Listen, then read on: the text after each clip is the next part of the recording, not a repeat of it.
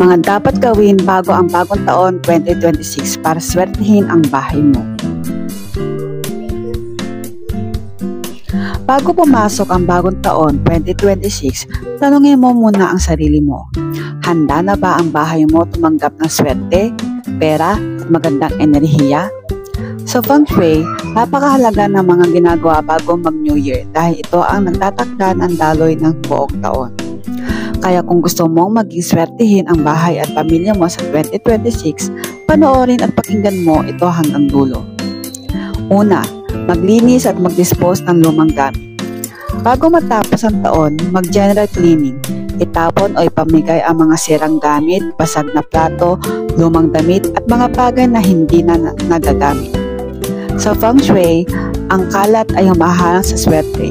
Kapag may tinanggal kang lumang gamit, may puwang para sa bagong biyaya.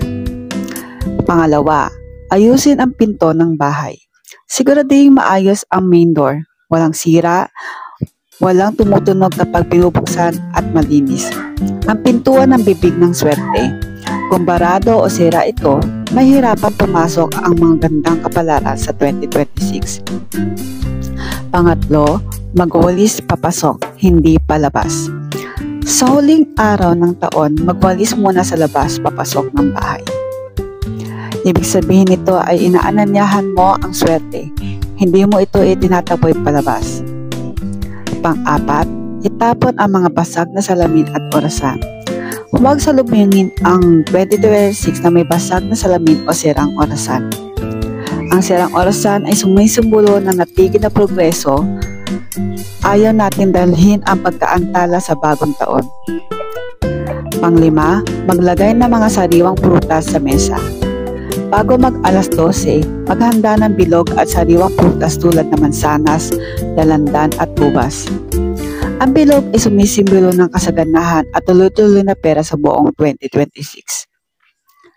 Pang-anim, sindihan ng ilaw ang buong bahay sa bagong taon. Pagpatak ng alas 12, buksan ang mga ilaw kahit ilang minuto lang. Ito ay parang itaboy ang malas at tanggapin ang liwanag at bagong simula. Pang-pito, magbantay sa mga binibigkas na salita. Iwasan ang pagmumura, reklamo at pag-aaway pagsapit ng bagong taon. Ang salita ay enerhiya. Kung ano ang binigkas mo sa umpisa ng 2026, maaari mong dalhin buong taon. Pang-walo, magpasalamat at magdasal. Bago matapos ang taon, magpasalamat sa lahat ng biyaya na tanggap, malit man o malaki. Ang pusong marunong magpasalamat ay mas madaling lapitan ng swerte. Tandaan, ang swerte ay hindi lamang basta hinihintay, inaanyayahan ito. Kung maayos ang bahay mo, maayos din ang daloy ng biyaya sa 2026. Kung nagustuhan mo ang video na ito, huwag kalimutang i-like, share, at i-follow para sa mga mas marami pang feng shui at pampaswerte tips. Manigong bagong taon 2026 sa inyong lahat.